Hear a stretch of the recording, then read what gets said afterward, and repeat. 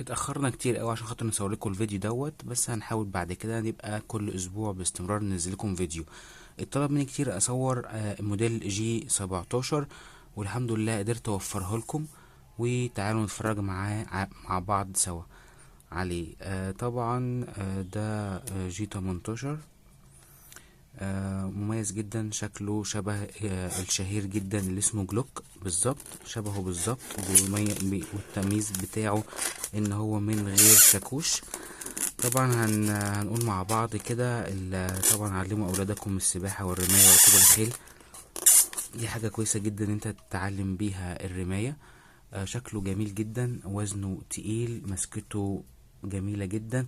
الخامة بتاعته الخارجية ده فايبر، ده حاجة كده شبه البلاستيك بس قوي جدا. الأجزاء الداخلية كلها معدن، وزنه تقيل. هحط لكم دلوقتي على الميزان ونشوف وزنه قد ايه بالظبط. هيبقى 600 وشوية، يعني عدى نص كيلو. 639 أو 640 جرام. طبعا السؤال اللي بتسأله على طول هو ده بيضرب ايه؟ ده بيضرب بلي وخرز. هو جاي هنا معاه كيس خرز صغير، والخرز ده متوفر في السوق، ولو مش عارفين توفروه برضو كلمني او تواصل معايا وانا هحاول اوفره لك. وهوريك دلوقتي بيتوفر باشكال ايه. برطمانات مقاسات صغيرة ومقاسات كبيرة. خليكم معايا.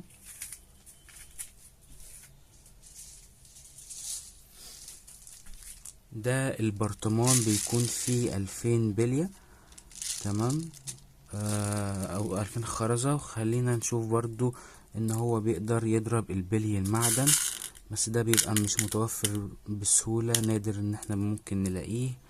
بس هجرب لكم النهاردة ان احنا هنضرب بيه خرز، وهنضرب بيه البلي ونجربه. طبعا التصميم بتاعه شبه الحقيقي بالظبط، بنفس الحجم ونفس المسكة. مكتوب على العلبة هنا تحذير، ناخد بالنا كويس ان هو ما يستخدمش اقل من 18 سنة. تمام. ودي المواصفات: بيضرب ال6 ملي. ضغط هوا. طبعا في ناس ما بتفرقش ما بين ضغط الهوا والغاز. الغاز ده بيبقى عبارة عن أنبوبة مضغوطة بضغط غاز معين، بتركب في المنطقة دي وبتضرب على طول باستمرار. لا، ده لازم أعمر كل مرة. بعمر كل مرة. أول حاجة، ده هو دلوقتي هنا مش حاطين ولا خرز ولا بلي، فلما اجي أعمر بتقف الخزنة والأجزاء كده ورا خالص. تمام. فعشان خاطر ارد الاجزاء لازم انزل الخزنة، بتنزل من الزرار ده كده. تمام. وارد الاجزاء كده.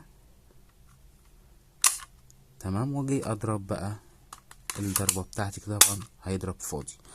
طيب احنا دلوقتي هنحط فيه بلية او خرزة، وهي هحط لكم هدف هنا وانا هبعد عنه بحوالي 2 أو 3 متر. تمام. وطبعا لما بنعمر بترد الاجزاء تاني عشان خاطر جوه فيه البلية. هنحط هدف صغير هنا، وهنبعد عن المكان بحوالي مثلا 2 أو 3 متر، وهنجرب على هدف ونشوف قوة الإصابة عاملة ازاي.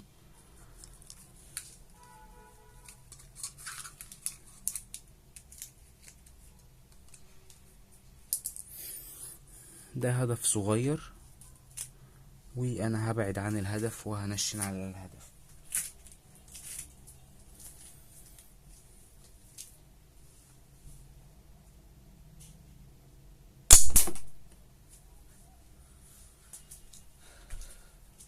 طبعا في تحذير مهم جدا لازم اقوله.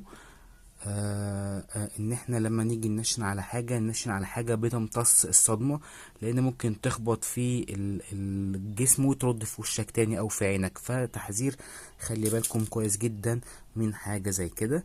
ودلوقتي هنجرب نضرب البلي المعدن. طبعا بننزل الخزنة بالطريقة دي، بندوس هنا كده تنزل الخزنة.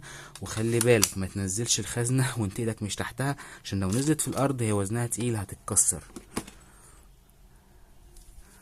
بنزل السوستة دي كده، ببدأ احط البلية بتاعتي. تمام. برجع اركبها، بشد الاجزاء، نحط الهدف. ودلوقتي هنضرب على الهدف. خليكم معانا.